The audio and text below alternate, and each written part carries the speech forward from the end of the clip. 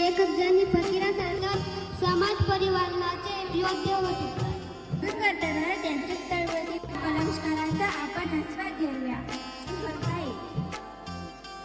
दुसरीतून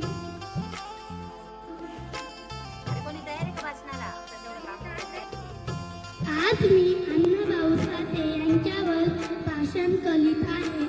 अण्णाभाऊ साठे हे सांगली जिल्ह्यातील वाटगाव येथे झाला.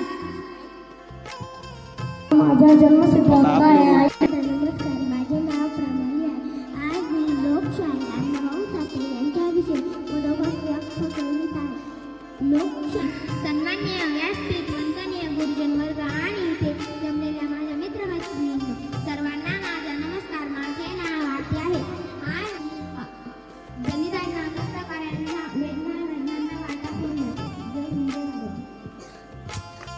सन्माननीय व्यासपीठ, आदरणीय गुरुजनी वर्ग आणि इथे जमलेल्या माझ्या विद्यार्थी मित्रांनो, माझे नाव माया अशोक पगारे.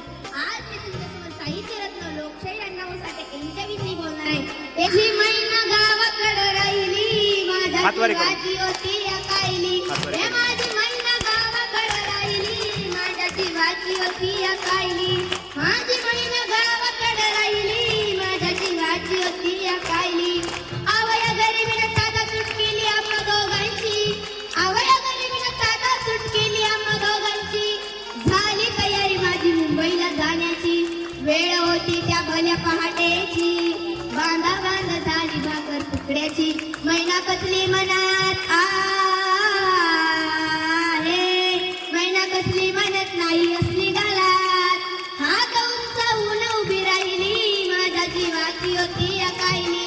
हे माझी मैना गावाकडे राहिली, माझ्या जीवाची होती या कायली. यशस्वी होऊ शकतात. तिच्या या कौतुकासाठी त्रिभुवन सर आणि मी या ठिकाणी तिला 100 रुपये देत आहे.